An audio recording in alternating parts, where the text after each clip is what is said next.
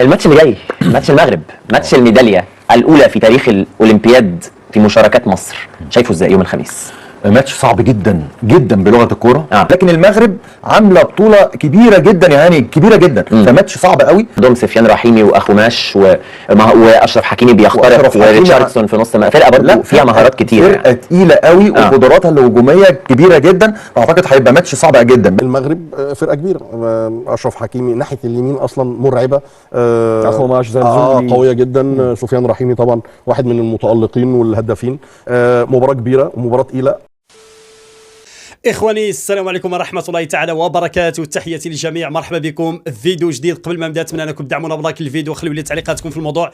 الناس اللي ما مشاركينش معنا في القناة أتمنى أنكم تشاركوا وتفعلوا الجرس باش يوصلكم ديما الجديد ديالنا. وعلى بركة الله نخليكم مع الفيديو كما سمعتوا معنا في المقدمة ديالو الإعلام المصري في أول تعليق لهم على المباراة الكبيرة والحاسمة في مباراة الترتيب بين المنتخب المصري والمنتخب المغربي، ومن سيفوز بالميدالية البرونزية ويحصل على المركز الثالث. صراع كبير بذكريات نهائي كأس إفريقيا لأقل من 23 سنة اللي تلعبت هنا في المغرب وفاز بها المنتخب الوطني المغربي. اليوم الإعلام المصري متخوف بالأسماء وبالأداء الكبير الذي قدمه المنتخب الوطني المغربي في هذه البطولة، لولا الأخطاء الكبيرة اللي شفناها في المباراة ديال أوكرانيا، كذلك أيضا أمام منتخب لاروخا المنتخب الإسباني. أخطاء دفاعية الشوط الثاني لعبه طارق سكيتيوي أو وليد الركراكي، ما عرفنا شكون اللي يتحكم في التشكيل ديال الشوط الثاني. شفنا الدور الدفاعي كان اكثر من الدور الهجومي، كلشي كان يحاول دفاع، ولكن ضيعنا بزاف ديال الفرص، وكذلك ايضا